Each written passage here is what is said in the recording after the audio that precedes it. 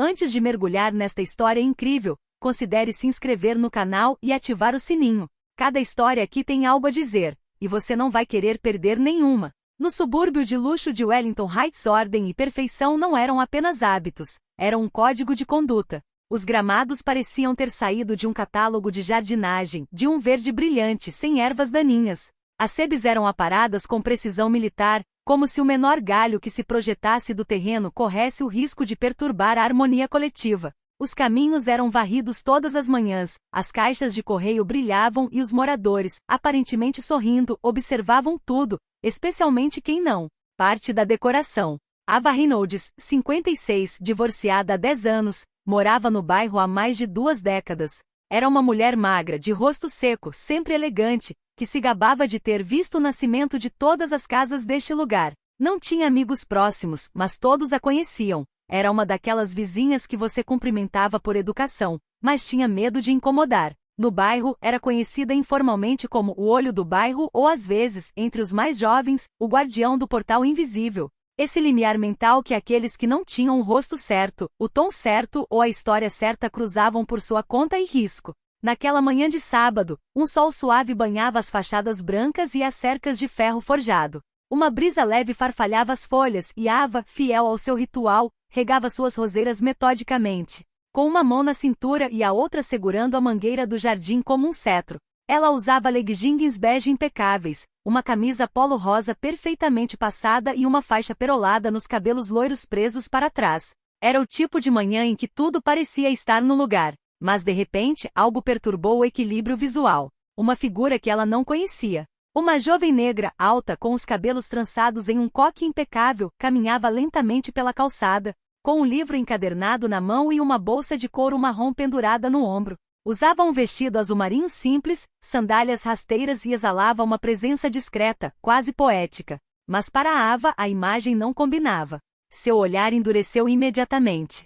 Ela nunca tinha visto antes. E no mundo dela, isso bastava. Alguém se perdeu de novo, ela murmurou irritada. Ela apertou os olhos, acompanhando cada passo da jovem. No entanto, a jovem parecia perfeitamente calma, olhando para os números das casas como se soubesse para onde estava indo. Ava largou a meia calça, enxugou as mãos em um pano branco dobrado no bolso e deu um passo em direção à beira do gramado, como se quisesse ver melhor, ou julgar melhor. Ela observou a jovem parar em frente à casa oposta, a do seu próprio pai, o juiz Harold Reynolds. Um homem outrora famoso por suas decisões equilibradas e retidão moral. Desde sua aposentadoria, ele vivia sozinho nesta grande casa cinza com persianas brancas, cercado por livros, memórias e um velho labrador. Ava franziu a testa. A jovem remexeu na bolsa e tirou o que parecia ser uma chave. Ela hesitou por um instante, como se quisesse ter certeza de que tinha o número certo. Então, levou a mão à fechadura. Era demais. Sem pensar mais, Ava voltou para o terraço, pegou o celular e descou o número de emergência. Sua voz era calma, mas carregada de uma certeza gélida. Sim, olá. Estou denunciando uma pessoa suspeita em nossa vizinhança. Uma jovem afro-americana. Ela parece estar rondando as casas. Ela tentou entrar na do outro lado da rua. Ela lançou um último olhar através das sebes. Seu olhar era duro, firme, convencida de que estava agindo pelo bem maior. Ela não tinha posadosa em perguntas. Ela não pediu nada para a jovem. Ela só viu uma cor de pele, uma abordagem desconhecida e em sua mente isso era suficiente para que um crime fosse preparado. O que Ava não sabia era que essa simples ligação iria abalar a imagem que ela tinha de si mesma, de sua família e deste mundo que ela acreditava controlar. 10 minutos depois, o rugido silencioso de um carro de patrulha quebrou a falsa tranquilidade de Wellington Heights. O veículo parou a poucos metros de distância e 2 policiais uniformizados saíram. Um era jovem, obviamente novato na profissão. O outro, mais velho, tinha a atitude de quem acha que já viu de tudo. Ava os avistou da varanda. Rapidamente recolocou os óculos escuros, endireitou os ombros e desceu rapidamente os poucos degraus até a varanda, com um sorrisinho no rosto. É ela. Ali perto da casa cinza, disse ela, apontando com uma confiança assustadora, como se indicasse um saco de lixo perdido. Os 2 agentes assentiram, um assumindo a liderança, o outro já consultando seu caderno. Aproximaram-se de Imani com passos firmes, a postura mudando sutilmente, nem agressiva nem relaxada, apenas pronto para qualquer coisa. Como somos quando caminhamos em direção a uma situação incerta, mas tingida de estereótipos. Imani os viu chegar sem surpresa. Ouvirá o barulho do carro. Reconheceu a maneira como um deles instintivamente colocou a mão perto do cinto dela, como se fosse automático. Ela estava em pé, ereta, com a bolsa fechada e o livro encostado no corpo. Olá, senhorita. Podemos saber o que a senhora está fazendo aqui? O tom era neutro, mas a implicação tinha peso. Imani, 23, uma brilhante estudante do terceiro ano de Direito na UCLA, sabia exatamente como responder, não apenas como cidadã, mas como jovem negra acostumada a ter que justificar sua presença. Ela olhou calmamente para eles e então abriu sua bolsa lenta, metódica e respeitosamente. Aqui está minha carteira de motorista. E aqui está meu cartão de estudante. O policial olhou para ele. Leu em voz baixa, Imani Walker. Então Imani acrescentou com uma voz suave, mas firme. Vim ver meu avô. Ele mora aqui nesta casa. O juiz Harold Reynolds. Um silêncio. Uma leve hesitação no ar. Os dois policiais trocaram um olhar. E é aí que Ava, que havia seguido os policiais em retirada como um diretor de escola supervisionando um parquinho, começou a rir. Uma risada seca, contida. Quase nervosa. Isso é um absurdo. Esta casa é do meu pai. E eu não a conheço, mocinha. Ela enfatizou as palavras, meu pai, como se essa declaração invalidasse qualquer possibilidade de Imani estar dizendo a verdade. Como se a biologia, legitimidade e história familiar necessariamente passou por ela, e somente por ela. O policial mais jovem olhou para os documentos por um momento e depois os devolveu a Imani. Você disse que o juiz Reynolds é seu avô? Tem alguma prova dessa ligação familiar? Uma mensagem, uma ligação? Imani não demonstrou nenhum sinal de pânico. Pelo contrário, ela sabia que a verdade acabaria vindo à tona. Respirou fundo e enfiou a mão no bolso para pegar o celular. Posso ligar para ele. Ele estava me esperando. Só cheguei um pouco mais cedo. Ela começou a discar o número, quando um rangido surdo chamou a atenção de todos. A porta da frente da casa abriu-se lentamente. Uma figura surgiu no enquadramento, recortada contra a luz da manhã. O homem era alto, ligeiramente curvado pela idade, mas sua presença ainda impunha respeito. Vestia calças de lona bege, uma camisa branca de colarinho aberto e apoiava-se numa bengala de madeira escura. Seus cabelos grisalhos estavam penteados para trás, e seus olhos, vivos apesar do peso dos anos, perscrutavam a cena. Era juiz Harold Reynolds. O velho juiz Harold Reynolds desceu lentamente os degraus da varanda. Seus passos não eram mais tão seguros quanto antes, mas sua postura permanecia ereta, nobre e imponente. Cada movimento de sua bengala batia na madeira como um eco do passado, o de um homem que por décadas administrara a justiça sem tremer, sem se curvar, mesmo diante de tempestades. Seu rosto trazia as marcas do tempo, rugas profundas, pele fina e levemente manchada, mas seus olhos não haviam mudado. Ainda brilhavam com aquela inteligência aguçada, aquela lucidez implacável e aquela firmeza que lhe dera reputação em todas as cortes do estado. Ele caminhou lentamente em direção ao grupo. Uma brisa leve fazia as pontas de sua camisa dançarem, mas seu olhar perseverava, aguçado. Ele colocou a mão gentilmente no ombro de Imani e então olhou para ela com uma ternura óbvia, quase paternal. Fé. Minha querida neta. Você finalmente chegou. O silêncio que se seguiu a esta frase foi quase sobrenatural. Ava, congelada a poucos metros de distância, deu um passo para trás como se alguém tivesse acabado de lhe dar um tapa. Pai, o quê? Sua voz tremeu não de medo, mas de uma mistura de surpresa, mágoa e algo mais profundo. Um pânico confuso. Uma perturbação da visão organizada que ela sempre tivera de sua família. O juiz virou-se lentamente para ela, seu rosto endurecendo enquanto suas palavras tomavam forma. Imani é filha de Sarah. Ava empalideceu. Ela balançou a cabeça com uma risada nervosa nos lábios como se fosse impossível. Sarah, sua filha? Você quer dizer, a filha que você teve com aquela mulher negra? Ela cuspiu as palavras sem nem perceber. Como se a própria ideia de um vínculo familiar negro desestabilizasse a ordem genealógica sagrada que ela havia inventado para si mesma. O silêncio que se seguiu foi ainda mais pesado. Prolongou-se. Ouvia-se o farfalhar das folhas ao longe, as rodas de uma bicicleta de criança, um pássaro hesitante. Harold assentiu lentamente sem vergonha ou constrangimento. Sim, essa mulher negra, como você diz, chamava-se Helena. Ela era uma mulher brilhante, corajosa, uma artista. E Sarah nasceu do nosso amor, um amor que você sempre se recusou a aceitar, uma irmã que você se recusou a conhecer. Ava olhou para baixo, incapaz de encará-lo. Você sabia. Você sabia que eu tinha dificuldade para entender essa história. Por que você nunca me contou nada? Harold deu um passo à frente.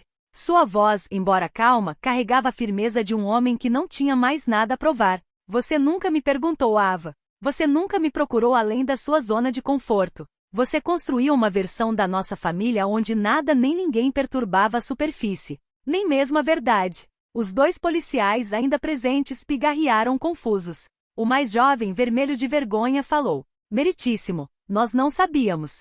Harold olhou para eles e seu rosto suavizou-se um pouco. Entendo. Você atendeu a um chamado. Agiu de acordo com o protocolo. Mas agora considere aonde esses chamados, baseados em medo, julgamentos precipitados e reflexos condicionados levam. Ele se virou para Ava novamente, e dessa vez seu olhar era gelado, não violento, mas implacável. Você chamou a polícia, minha neta, uma jovem que você nem se deu ao trabalho de chamar, cumprimentar ou compreender. Você a viu, e tudo o que viu foi perigo. Não uma pessoa. Não uma possibilidade. Apenas uma ameaça. Ava abriu a boca, mas depois fechou. As palavras não saíam. Tudo em que ela acreditava, tudo em que queria acreditar, que as coisas estavam no lugar certo, que sua família era perfeita, que aquele bairro era dela, estava se desintegrando em uma verdade nua demais para ser ignorada. Pai, eu não sabia. Eu não imaginei.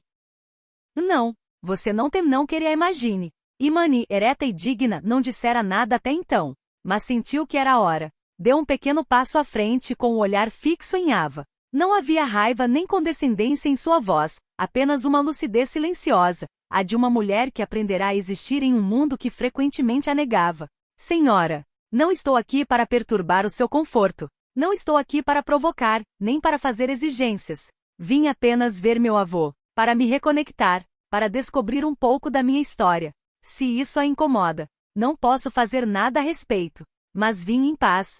Suas palavras pairaram no ar como uma lição final. Ava desviou o olhar, incapaz de responder. E naquele momento a fachada limpa de Wellington Heights nunca pareceu tão frágil.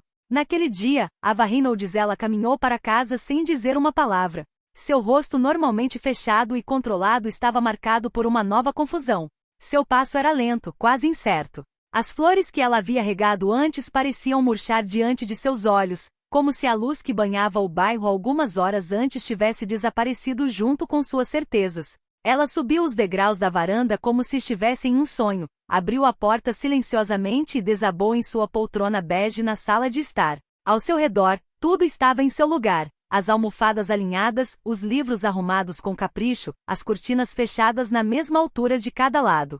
Mas dentro dela, nada mais estava em ordem. O choque de ter sido repreendido publicamente pelo próprio pai, um homem que ela pensava conhecer de cabo a rabo, a estava abalando. Pior ainda, ela fora confrontada sem filtro com o que sempre negara em si mesma, sua ignorância, sua intolerância, seu confinamento em uma visão estreita do mundo. Ela viu novamente o olhar desta jovem mulher, fé tão digna, tão calma. Ela se lembrou das próprias palavras que jamais imaginara que diria em voz alta, e que agora soavam como acusações contra si mesma. A filha que você teve com aquela mulher negra, ela havia falado da mãe de Imani como uma estranha, como uma intrusa. Enquanto ela estava azul a madrasta, o parceiro do próprio pai, a mãe de sua meia-irmã. Um arrepio percorreu-a. Ela nunca tentou entender. Ela fechou os olhos. Por preguiça. Por medo. Por conformismo. Para conforto. E agora tudo isso a assombrava. Do outro lado da rua, a varanda da casa cinza banhada por uma luz quente e dourada. O sol poente coloria o céu com reflexos alaranjados, e uma brisa leve fazia tilintar as folhas da velha magnólia que guardava a porta da casa. Fé estava sentada em uma cadeira de vime com uma xícara de chá nas mãos. O aroma de jasmim pairava no ar. À sua frente, Harold Reynolds, seu avô, bebia lentamente com os olhos fixos nela, quase maravilhados. Ele olhou para ela como alguém que contempla algo precioso que pensava estar perdido para sempre. Sabe? Ele disse, quebrando o silêncio com a voz rouca, cometi muitos erros na minha vida. Muitos silêncios. Muitas concessões. Muitas coisas que não consegui encarar. Ele pousou a xícara e cruzou as mãos sobre a bengala. Mas encontrar você, talvez seja a coisa certa que já fiz. Imani olhou para ele, com os olhos brilhantes mas sem lágrimas. Ela não era uma mulher que chorava facilmente. Aprenderá a se manter firme, a responder com calma mesmo quando tudo dentro dela queria gritar. Mas agora, ela se sentiu vista, ouviu, aceito. Estou feliz por estar aqui, vovô, mesmo que não seja fácil. Ele assentiu. Nada que vale a pena vem fácil. Mas hoje você quebrou uma barreira. A barreira da ignorância. E talvez também a barreira do medo. Ele olhou para a rua tranquila com seus gramados perfeitos e fachadas lisas. Um dia, talvez. Ava entenda. Talvez ela comece a enxergar. E Manny sorriu suavemente. Não por ingenuidade, mas por esperança comedida. Não preciso que ela me ame. Não busco o afeto dela. Mas talvez com o tempo, ela passe a me respeitar. Harold colocou a mão sobre a de Manny com ternura lenta e modesta. E essa é toda a diferença. Você não pede nada. Você simplesmente é você. E isso basta. O silêncio retornou, mas desta vez não era um vazio. Era um descansar, um momento suspenso entre as feridas do passado e o amanhecer de um novo vínculo. Algumas semanas depois, uma manhã suave e tranquila amanhecia sobre Wellington Heights. As árvores, agora douradas com o amanhecer do outono, perdiam as folhas uma a uma, cobrindo as calçadas com um tapete vermelho e ocre. O ar carregava um aroma de mudança, o tipo de aroma que só as estações conseguem sussurrar para quem estiver disposto a ouvir. Fela saiu da sala de estar do avô, com uma xícara de café fumegante nas mãos, para recolher a correspondência do dia. Entre os envelopes e folhetos oficiais, notou um cartão pequeno e grosso, sem selo e sem endereço, simplesmente colocado por baixo da porta da frente. Ela o virou. Nenhum nome na frente, apenas uma letra trêmula, mas legível. Intrigada, ela voltou, pousou a xícara e abriu o cartão delicadamente. O interior era simples. Sem design. Sem assinatura ornamental. Apenas estas palavras, escritas à mão com cuidado. Eu não mereço seu perdão, mas eu quero aprender a ver de forma diferente. Talvez você possa me ensinar. Ava. E Manny permanece imóvel. Ela leu o cartão uma vez, depois uma segunda, depois uma terceira. Cada palavra parecia pesada, como se tivesse sido tirada não de um dicionário, mas de uma luta interna. Não era uma grande declaração, nem uma justificativa. Não era uma carta carregada de bons sentimentos ou promessas. Era uma falha, uma rachadura na parede, um começo. Ela colocou o cartão delicadamente sobre a mesa. Depois foi sentar-se na varanda, na mesma cadeira de vime onde havia tomado chá com Harold algumas semanas antes. O vento soprava suavemente. Uma folha rodopiava até seus pés. Ela olhou para o céu. As nuvens passavam lentamente, como se soubessem que toda mudança real leva tempo. E em sua mente, um pensamento se impôs, simples, claro, ancorado. A mudança nem sempre vem com tambores. Às vezes vem com um choque. Às vezes com uma queda. E às vezes com um cartão silencioso passava por baixo de uma porta. Ela ainda não sabia se responderia. Mas ela sabia que tinha sido ouvida. E isso por si só foi uma vitória.